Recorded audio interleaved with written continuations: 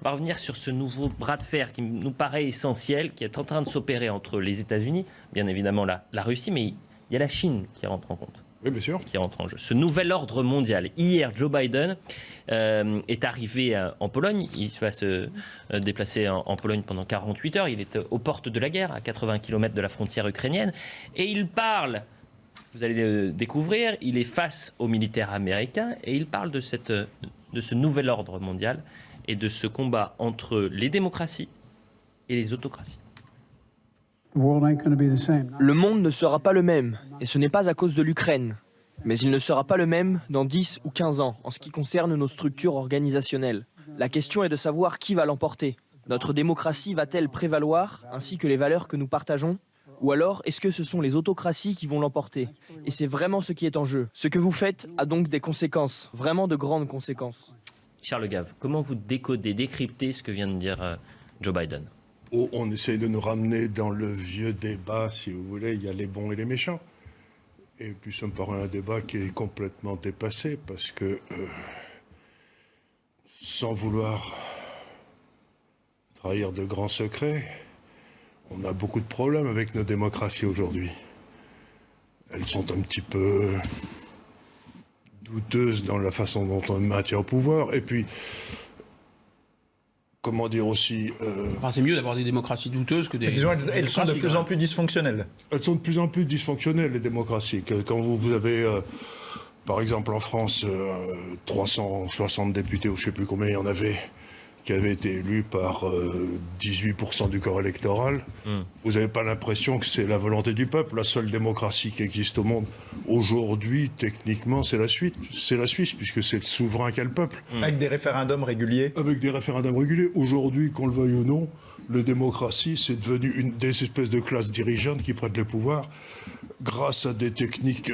Une oligarchie déguisée en démocratie. Yomigo. Voilà. Moi, je vous ai entendu, et merci d'avoir répondu à nouveau à notre invitation. Je vous ai entendu et ça m'a passionné parce que vous expliquez des choses très simples, assez finalement méconnues, qui nous ramènent à l'actualité. C'est-à-dire que vous expliquez que l'économie, grosso modo, c'est prendre des matières premières, les transformer grâce à de l'énergie et créer de la valeur grâce à ça. Voilà. Et vous expliquez que les États-Unis d'Amérique, l'Europe, enfin grosso modo le monde occidental là, qui est uni contre Poutine, on a été très fort du 15e siècle à aujourd'hui parce qu'on était les plus forts pour faire ça. C'est-à-dire pour transformer, pour faire des produits, pour faire des avions, pour faire des bateaux, pour faire des logiciels, etc. Et vous dites, vous ajoutez, et je pense que c'est plein de bon sens, qu'au moment même où nous venons beaucoup moins puissants pour transformer grâce à de l'énergie et grâce à des matières premières pour en faire des produits. Autrement dit, au moment où l'Asie nous dame le pion, où l'Inde nous dame le pion, où la Chine nous dame le pion, c'est le moment où nous choisissons de nous priver de matières premières, des matières premières qui viennent principalement de Russie, et grosso modo de nous infliger à nous-mêmes des sanctions. Donc ma question est simple, est-ce que ces sanctions sont finalement des balles dans le pied qu'on se tire ? Est-ce que ces sanctions sont des auto-sanctions ? Des balles dans le pied, vous êtes gentil, c'est plutôt des balles dans la tête. Des barilets entiers dans la tête. C'est des barilets entières qu'on se tire dans la tête. Et il y a une autre chose qu'il faut ajouter à la description que vous avez faite qui est tout à fait juste, c'est que la grande supériorité de l'Occident depuis le 15e, même avant, c'était la capacité d'utiliser l'argent. C'est-à-dire qu'on dominait les circuits de l'argent. Et aujourd'hui... on est en train d'assister à l'écroulement de l'ordre de Bretton Woods. C'est-à-dire que le dollar n'est plus une monnaie crédible. Le roi dollar est nu. Le roi dollar est nu. Est-ce que vous pourriez nous expliquer en un instant, parce que vous avez un grand talent pédagogique, le privilège du dollar ? Et pourquoi ce privilège serait en train d'être remis en question ? Alors, le privilège du quand dollar... l'Arabie Saoudite, par exemple, vend son pétrole en yuan. Alors, le privilège du dollar, c'est assez simple, si vous voulez. Après la guerre, le monde entier est détruit, enfin une grosse partie du monde entier, et ils n'ont pas de moyens pour acheter les produits américains. Donc les Américains font un truc qui était très utile à l'époque. Ils décident que leurs importations seront payées en dollars.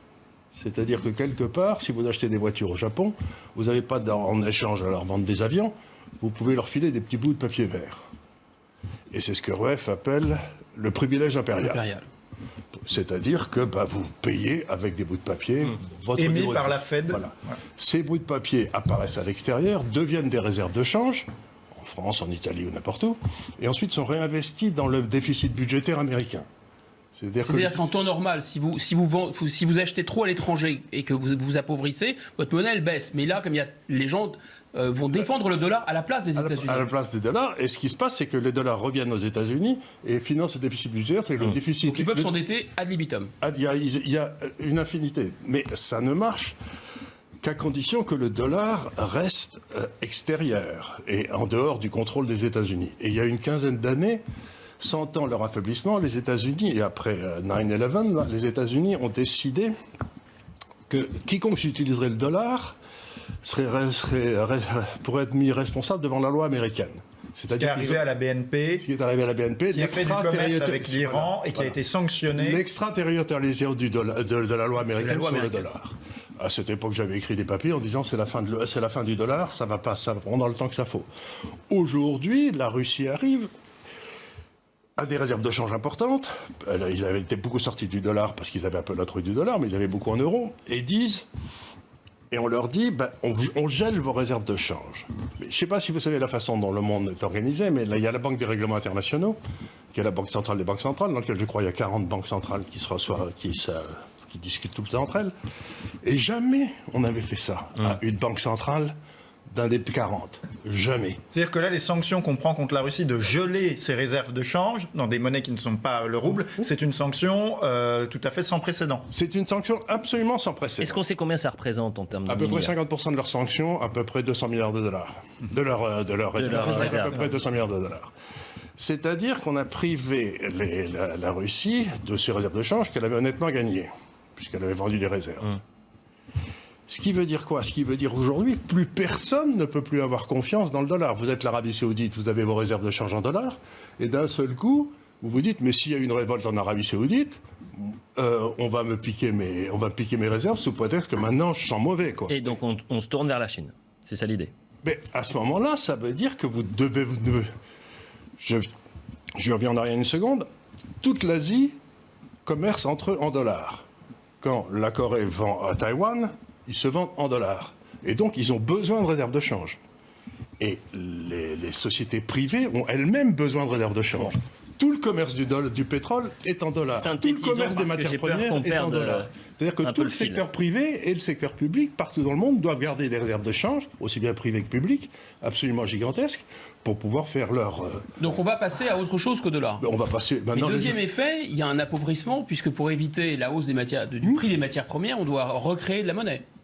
Pour éviter... Non, on ne peut pas éviter le prix. Vous pouvez faire tout ce que vous voulez avec une banque centrale, imprimer de l'argent, mais vous ne pouvez pas imprimer du pétrole. Or, ça fait 15 ans qu'on a complètement cessé de faire toutes les recherches pour le pétrole fossile. C'est-à-dire qu'on rentrait déjà dans une pénurie de pétrole absolument gigantesque. Donc, au moment où on rentre dans une pénurie de pétrole gigantesque... On en fait flamber les prix. L'Europe décide qu'elle ne va pas acheter les 30% qu'elle achète à la Russie. Ce qui veut dire quoi?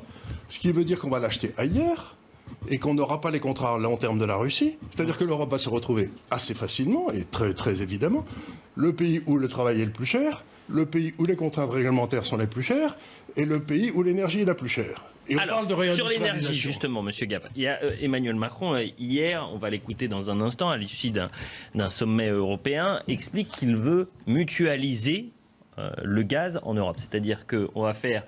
comme pour les vaccins, des achats en commun. On fait des achats en commun. On va écouter Emmanuel Macron, on l'écoute et ensuite vous décryptez. Et je veux qu'on revienne sur ce que vous avez dit. Les sanctions, c'est une balle dans la tête pour l'Europe. Absolument. Bon, on écoute le président de la République. Ce que nous avons décidé pour la première fois, c'est que la Commission aurait mandat pour faire de l'achat commun. C'est exactement ce qu'on a décidé, rappelez-vous, pour les vaccins au moment de la crise Covid. Et c'est ça le plus structurant. Aujourd'hui, nous, Union européenne, nous achetons 75% du gaz qui est fourni à travers les pipelines. Si nous savons avoir une approche beaucoup plus groupée, elle est aujourd'hui très divisée, vous voyez bien qu'on a une capacité bien supérieure à fixer le prix. C'est beaucoup moins pour le LNG, on est à un peu moins de 20%, mais sur les pipelines, c'est massif. Et donc, l'achat groupé, la capacité à définir ensemble des contrats longs est le meilleur instrument pour faire baisser le prix de notre gaz. Vrai ou pas? C'est une ânerie. Pourquoi? Si vous avez une pénurie de gaz dans le monde parce qu'on n'a pas fait de recherche depuis 10 ans, vous pouvez mutualiser tout ce que vous voulez. S'il n'y en a pas, il n'y en a pas. Il n'y en a pas. Ils n'ont rien fait. Ça fait 15 ans qu'on ne fait aucune recherche. Prenez les budgets de recherche de Total, d'Exxon, de tout ce que vous voulez. Ça fait 15 ans qu'ils ont complètement arrêté. 80% de l'énergie dans le monde aujourd'hui est de l'énergie fossile. On a essayé de remplacer ça par des miroirs magiques et des moulins à vent, mais ça ne marche pas. Et donc on se retrouve aujourd'hui en pénurie d'énergie considérable, et vous pouvez mutualiser tout ce que vous voulez, vous arriverez à rien du tout. Et ça amène une autre crise derrière, il va y avoir une crise épouvantable de la nourriture. Parce qu'on rentre dans une période de famine maintenant. Parce qu'il y a le 40% des phosphates Pas dans en le monde. France, pas en France, mais dans les Dans tous les pays du monde. Prenez l'Afrique noire, ça va être un désastre. L'Afrique du Nord, ça va être un Maghreb, le désastre. Machrek, etc. Machrek, ça va être un désastre. Parce que 40% des phosphates dans le monde viennent de Russie. Et que vous ne pouvez pas faire d'agriculture sans phosphate. Oui, ils produisent massivement des engrais. C'est désormais le premier producteur de blé au monde. L'Ukraine est le 5e. Et 40% des exportations de blé dans le monde viennent de l'Ukraine ou de la Russie. Et on parle là des engrais, on a parlé du gaz et du pétrole, mais il y a aussi le néon, il y a aussi le nickel, il y a aussi énormément de matières premières qui viennent de Russie. Donc, grosso modo, il m'explique qu'en 1973, si on avait mutualisé les achats de pétrole, il n'y aurait pas eu le décuplement des prix de l'énergie. Mais l'énergie, vous avez un cycle de l'énergie que les spécialistes connaissent très bien, qui est un cycle à peu près à 30 ans. C'est-à-dire que pendant 25 ans ou 20 ans, le prix de l'énergie est bas parce que les gens ont fait des recherches, puis ensuite la rentabilité est insuffisante, tout le monde arrête de faire des recherches. Et puis le prix explose à la hausse, il quadruple, puis quintuple, puis décuple, et à ce moment-là, les gens se mettent à faire des recherches. Mais là, il est monté déjà, et on a empêché de faire des recherches à cause de Charles l'écologie. Gave, on va être le plus concret possible pour nos téléspectateurs. Et encore une fois, c'est votre analyse, c'est votre responsabilité en quelque sorte. Mais, Ce n'est pas... Attendez, juste un instant. Est-ce que à l'automne prochain, le téléspectateur qui nous regarde pourra se chauffer au gaz? Au gaz, peut-être pas, parce que si dans le système électrique français, grâce à Dieu, il nous reste un petit peu d'électricité. C'est pas grâce à M. Macron qui a essayé de foutre en l'air EDF, mais qui n'est pas complètement arrivé encore. Mais il est certainement arrivé à empêcher l'enfermement Fessenheim et à empêcher le développement. Mais ce qui est le plus extraordinaire, vous voyez, vous parlez de chauffage de gaz, mais parlez de pollution. Tiens, je vais revenir au gaz. Aujourd'hui, je crois que Paris est un jour à... Circulation alternée. Oui, À cause de la pollution. vous savez pourquoi? Parce que les Allemands, maintenant, font leur industrie avec du charbon. Et quand les vents viennent du nord, ça amène de la poussière sur Paris, et du coup, on empêche les Parisiens de se balader. Vous trouvez ça logique, vous? C'est eux qui ont fermé, tout leur système. Charles Bonamy. nucléaire. Alors là, c'est parfait, puisque vous Transition une transition toute trouvée. Justement, on nous a présenté récemment une Europe, lapsus révélateur, une Europe très unie, qui allait prendre des sanctions de manière unie contre la Russie, par exemple en excluant la Russie du fameux système de paiement SWIFT. Et en fait, on découvre que l'Europe n'est pas si unie que ça, parce que l'Allemagne, qui est très dépendante du gaz russe, eh bien, par exemple, l'Allemagne a fait en sorte que les sanctions ne concernent pas le commerce du gaz. Mais arrêtez une seconde, Oui. si je peux me permettre ici, parce que vous dites quelque chose de très intéressant. Le SWIFT, c'est un système de paiement. Parfait. Mais ce que les gens ne comprennent pas, c'est que dans le capitalisme, il y a deux choses. Vous avez d'un côté la recherche du profit et de l'autre l'assurance contre le risque. Et dans le système capitaliste, il y a un système d'assurance mutuelle qui est tout le monde se couvre à terme dans tous les sens. C'est un système qui est absolument gigantesque. En une journée, on fait à peu près une fois le PIB mondial. Toutes ces opérations De couverture de risque. couverture de risque. Imaginez que Air France, pour reprendre un exemple que j'ai déjà donné, se couvre à terme contre la hausse des prix de l'énergie et que la contrepartie soit Rosneft, la grande société de pétrole russe, et qu'on empêche Rosneft D'accéder au système. et ben Air France fait faillite. Donc ce que je veux dire par là, c'est quand même tout à fait extraordinaire. Oui, on est en C'est-à-dire train de que- détruire le système assurantiel. Messieurs, On je suis est en obligé train de de vous détruire le couper. système assurantiel. J'essaie de comprendre pendant cette partie les conséquences économiques des sanctions contre la Russie. Est-ce que ça nous touche? Est-ce qu'il y a un risque que l'année prochaine, on se retrouve, ou à l'automne prochain, on se retrouve avec une pénurie de gaz en France, avec des prix dans les supermarchés, et notamment les prix du blé, Une croissance mondiale qui est assez, explose? Une croissance, en tout cas dans la zone euro, certainement. Jean-Loup Bonamy, vous vouliez Est-ce que réagir? ça ne risque pas également d'avoir ces sanctions, d'avoir des conséquences sur, puisque vous expliquez qu'en isolant financièrement la Russie, on détruisait le système assurantiel mondial. Mondial, oui. Eh bien, est-ce que tout ça ne risque pas d'avoir également des conséquences sur la santé de nos grandes entreprises, par exemple Airbus, et de nos emplois, des emplois des Français? Mais, et au cœur de ce système d'assurantiel mondial dont vous parlez, il y a les grandes banques françaises, puisque c'est elles qui font une grosse partie de l'assurance. Où on est les rois de l'assurance mondiale. Les marchés financiers. Les marchés financiers. Bien. Et c'est pour ça que dimanche, quand ils ont annoncé fièrement qu'ils annulaient SWIFT pour toutes les Russes, le dimanche matin, ils l'ont annoncé. Le dimanche soir, il y a eu un petit truc, un petit ajusté en disant non, on ne le fait pas pour les banques et les opérations qui touchent à l'énergie. Pourquoi ? Probablement parce que BNP et la Deutsche avaient téléphoné à M. Macron ou à je ne sais pas qui en disant dis donc, si vous faites ça, nous on saute. Parce C'est la faillite des grandes banques européennes. C'est la faillite des grandes. Parce qu'ils se retrouvent, eux, ayant vendu des assurances d'un côté et acheté de l'autre, si l'assurance qu'ils ont achetée, elle ne peut pas être délivrée, ben celle qu'ils ont vendue, c'est eux qui sont à poil. Autre question qui est essentielle. Est-ce que les entreprises françaises qui ont une activité en Russie doivent maintenir leur activité ? Ben, si elles ne le maintiennent pas, et si pour des raisons politiques, le gouvernement russe a déjà dit qu'il prendrait les facteurs de production, qu'il les nationaliserait, qu'il les vendrait à quelqu'un d'autre. Déjà, McDonald's a été donné à une société turque de nourriture. Qu'on a confisqué les locaux. On a confisqué les locaux de McDonald's. Moi, c'est comme vous voulez, mais par exemple, Auchan a 35 000 personnes en Russie. Alors on fait comment ? Quelle solution pour sanctionner, pour mettre la pression, entre guillemets, une pression économique sur la Russie, puisqu'on ne fait pas la guerre en Ukraine ? Qu'est-ce qu'on doit faire ? Qu'est-ce que l'Europe doit faire ? C'est la vieille plaisanterie du gars qui se promène en Irlande et qui est perdu et qui demande à un paysan comment retourner à Dublin. Et le type lui dit, moi si j'étais vous, je partirais pas d'ici. Hein. On est mieux à la campagne. Il fallait pas arriver là pour commencer. Il fallait peut-être prendre en compte les désirs de la Russie depuis 8 ans, qu'elle nous expliquait qu'il y avait Ses intérêts. ses intérêts. Il Il a expliqué pendant 8 ans, et au bout de 8 ans, comme personne n'écoutait, il nous est rentré dedans. Donc il y a des moments où il faut peut-être pénaliser les imbéciles qui nous amenaient dans cette situation. Et c'est nos gouvernements. Guillaume Bigot. Oui.